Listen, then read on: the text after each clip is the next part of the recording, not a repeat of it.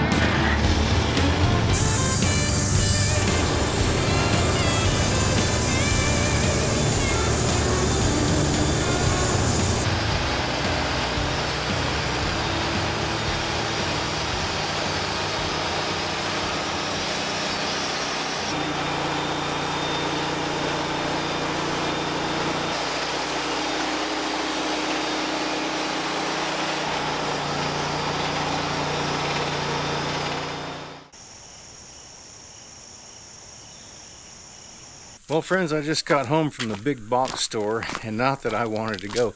Don't you just hate it when you have to go and spend money? I absolutely hate that. No, I needed to get some material to make these doors, and since what I make here mostly is green lumber, I needed something that wouldn't, shrink on me.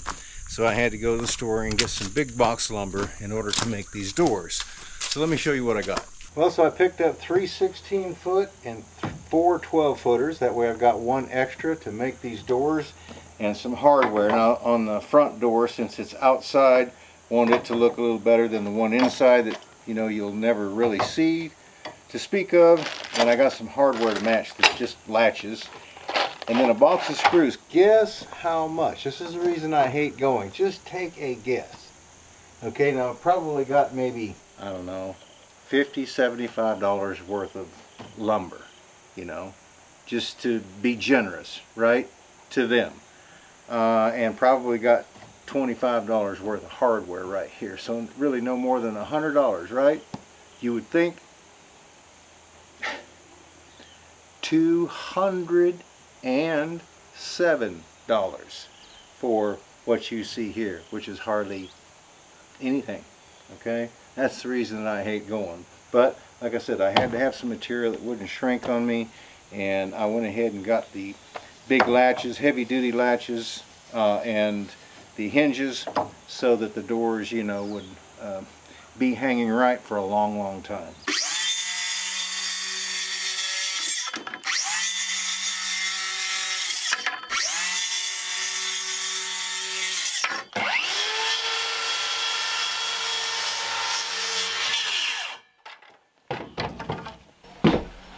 Well, this should take care of having all this material stored in here in the dry, ready to go when we'll get ready to make the doors. But there's something else that I'm going to do before I do that. But I'll tell you what, it sure is nice to have a place to put your lumber in out of the weather so that it doesn't get wet. Well, here's another little project that got done that didn't get filmed. I got some rock wool up here on top, and then I got some rock board or Durock or cement board, whatever you call it in your area, right there, because the ceiling is only 7 feet in here. And once I get the potbelly stove in here, I wanted to be able to have a little distance above it before I actually turn into the wall, because it's much higher. But anyway, the plans for this ceiling in here is to do the same as I did on the sides right there. And so it will come up and meet, and then I'll run a piece of trim around that, and that will become the ceiling on the inside of the workshop right here. Well, good morning. We have a load of gravel coming, and to be honest, they put some new fiber up the valley here. I'm not hooked up on it because I'm still on Starlink, but the fiber that they put across the driveway is kind of hanging low. I called the engineer yesterday and told him that crew needed to come back over and pull that slack out of the span that they put over the driveway. But in the meantime, there's a piece of oak, which is a small tree that had fallen over, and I decided to save it to make handles out of. But I believe it might be long enough that I could reach and push that wire up out of the way where he could actually dump in that area of the driveway. So I'll show you what I'm talking about. Right here, this was uprooted somehow, but that is an oak. I'm thinking that it measures about 20 feet. So, we're going to pick this up. See if I can move it, get it unhung. Alright, now we're unhung out of the grass. Can you see it right there? Pulling it up the driveway. Well, I measured that line yesterday over the driveway. It measures 15.5 feet. So what I was thinking was this fork right here, if I cut this 15.5 feet, so it would just be standing in the driveway. So theoretically, I could put that fiber down in this fork and lift up on it another 5 or 6 feet and get it plenty high enough, because I would be into the power by that point. I think that this is going to work. So let's cut the top off first.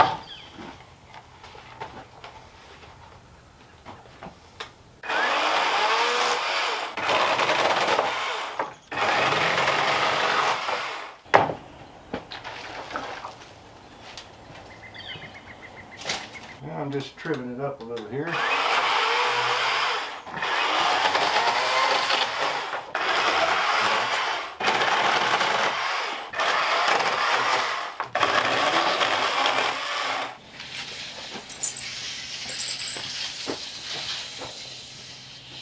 I need to go right about in here.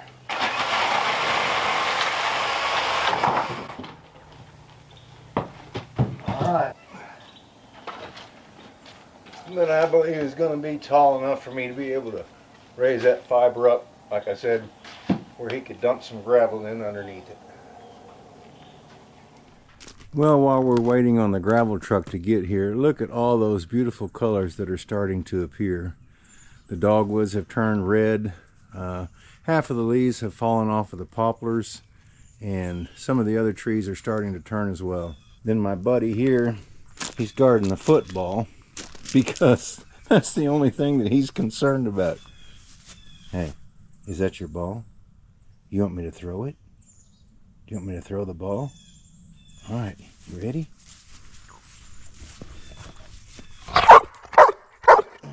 You ready? All right, here we go. You ready?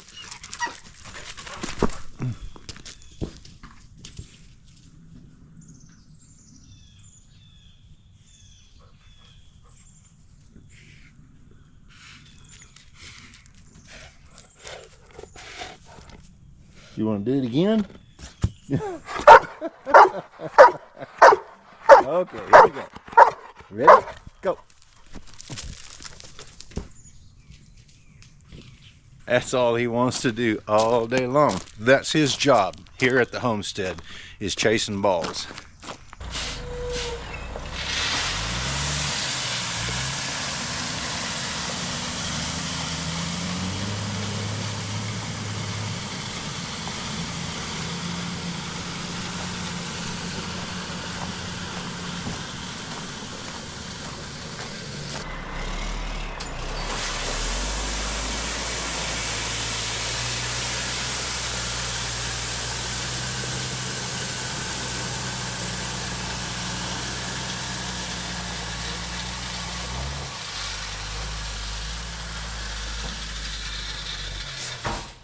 I believe he's backing up here now towards the cabin. He's going to dump and he's going to head his way out of here, and then whatever he's got left is going to go back down there by the bridge.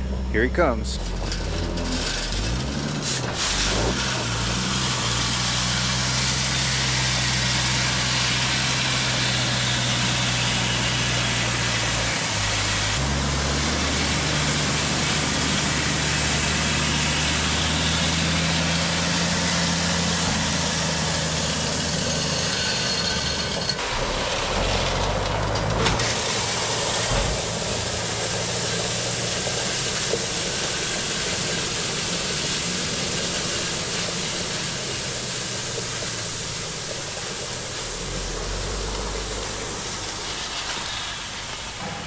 Well, friends, there we go. I think he did a great job spreading that. I'm going to have to do very little with the tractor. Take a look at this. He lacked about 15 feet on this side of the creek, having enough to finish that. Got it all the way from the road now, all the way up to the house.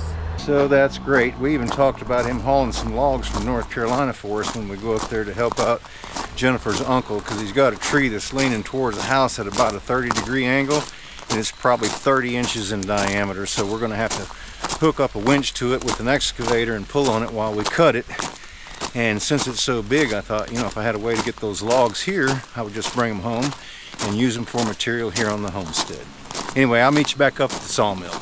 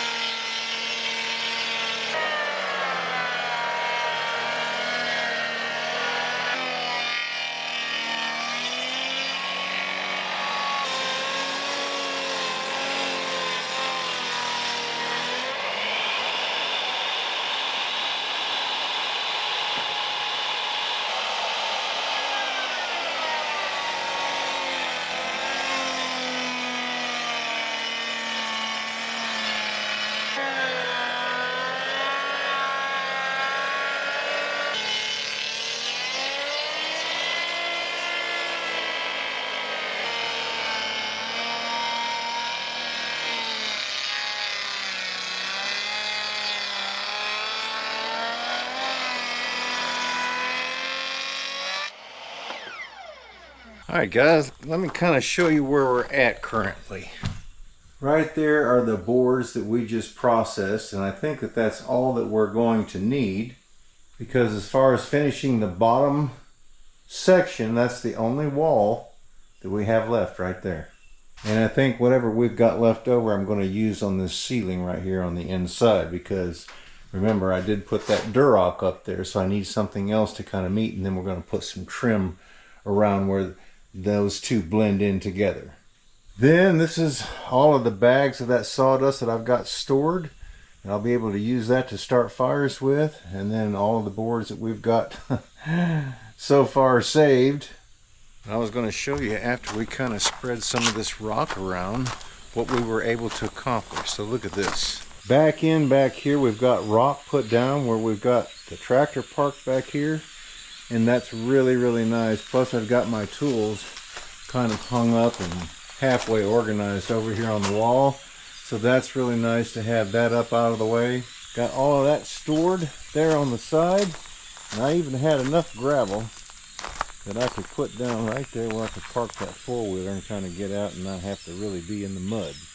So we've got that area over there now kind of straightened out on the end of the workshop. And check this out. Made just a little bit of a walkway right here, because early in the morning when we're coming down and there's dew on the grass, it gets the bottom of your shoes wet, right? So if you walk over here into this dust, it just sticks to the bottom of your shoes. Then once you step inside the floor area in the workshop, it gets all over the floor, and it was just totally nasty. So now as you walk down through there, your feet stay dry, and if you did have any dampness on the bottom of your foot, that's all you would see would basically be a footprint, right?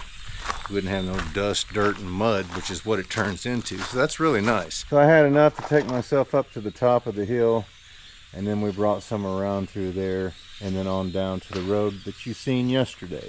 So that has really straightened up and cleaned up a whole lot up here on top of the hill with just burning that lumber and getting some gravel up here where we could actually, you know, park the four-wheeler over there and have a nice area for the tractor to sit over there where I don't get muddy stepping in and out of that. And over here around the sawmill now where I can walk around. This is still left like that because I didn't see much sense in putting gravel over here. When sawdust goes in there, just mix it in and be hard to get out. So we're just going to leave that like it is. But there is enough gravel between here and the road down there that was spread that I could dig up shovelfuls here and there and still get enough, I think, to fill in this area right here, which is what I may do. So that's really nice to get this area kind of cleaned up and a lot of that stuff burned. You know, it just makes you feel better when you kind of get things straightened up and organized. But the next thing that we're going to have to do is tomorrow we're going to disconnect all the power, pull all the wires out, take that panel out, put the new one in, because the one that's in there in the juice shack currently is the one that we're going to put down there at the workshop. So before we close that wall up, we've got to have that in place so that I know, you know, where that panel is going to be, and then we're going to have to build around it. So I'll see you out here at the juice shack in the morning. Well, hey friends, I tell you what, I haven't really done anything in the last, probably 3 or 4 days.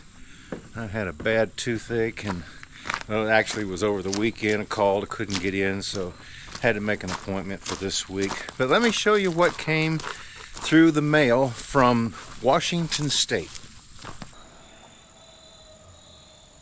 I'll tell you what, this is really nice. It's made out of 18 gauge, and I had to beat it on there because I gave them the exact measurements down here, but they put a nice weld around the top and the bottom, and look, I got it beat on there so much the whole head moves right here.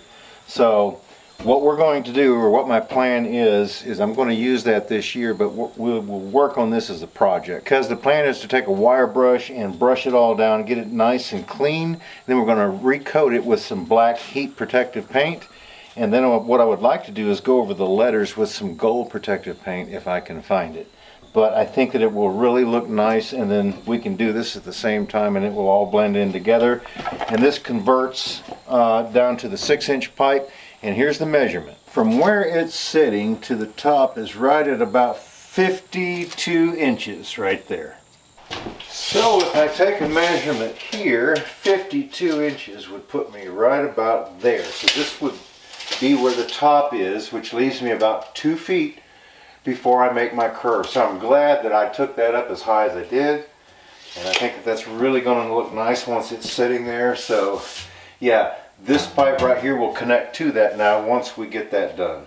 So the story behind this is we have a subscriber in Washington that contacted me after we did the video where I was going to put this in, and then I couldn't figure out any way and couldn't order anything that I could find that would fit this. So he said, I believe I can have something made. He has a friend who has is starting up some sort of shop, and offered to teach the students that he was starting in this class this would be the project that they would work on. So what I did was I took all the dimensions, I sent them to him, and even sent him a picture of what it would look like if they could get this to the dimensions. And then when it got here, I hammered it on. Now it fit real tight, right? So I had to kind of mold it a little bit more, but I'll tell you, this thing is on there and it is not coming off. So that's really going to be nice. Actually, I don't even think I'm going to have to attach it because I had to beat it on there to get it down on there. I think it's going to be just fine. Of course, as it heats up, it might get a little bit loose. We'll wait and see. But I'll tell you what, this is really nice, and we certainly do appreciate the friend of a friend. So I know that you'll be watching this video. Thank you so much for that, because look, it works perfect and fits perfect. And to our subscribers, you know, you guys, you're the best. We wouldn't be where we're at today if it wasn't for you all. First of all, because we couldn't have afforded it. There has been gifts that have been made to the Outpost here, and I'll tell you what, we are so thankful for that. You know, we've got power up here now. We've had gifts like tools that were sent to us that I could use to you know, fashion the wood the way that I'm doing that. We've had money sent to us for gifts for giveaways, and just, you know, every time we turn around, and I really feel like, you know, I don't deserve any of that. But I'm going to tell you, that's how good God is. Because no matter what you do, you can't outgive him. Not that I'm trying to give him anything, but you can't outdo him. Let me just put it that way. That's better. You can't outdo him. He has always been faithful to me regardless whether I was good or bad. He's always been faithful to me. And I want to take time and thank you all for what you have done for this channel, for what you've done for me. I want to thank the Lord for what he's done for me as well. I didn't mean to get emotional, but I'll tell you, it really drives its way home. And I want to thank you guys for what you do for us, and all the views that you give us and the comments. We really certainly do appreciate it. Like I said, I didn't get a whole lot done this week because of this bad tooth. The kids also, they bought me a brand new Gibson Les Paul, a very expensive guitar, so I had that come in. Like I said, I don't deserve it, but I'm being blessed with it anyway. So I want to thank the Lord. I want to thank you all. I want to thank my kids. Certainly do appreciate it, guys. And before I get all teary-eyed here, we're going to go ahead and say thanks so much for stopping by. We certainly do appreciate it, and we look forward to seeing you back up here at the cabin again next time.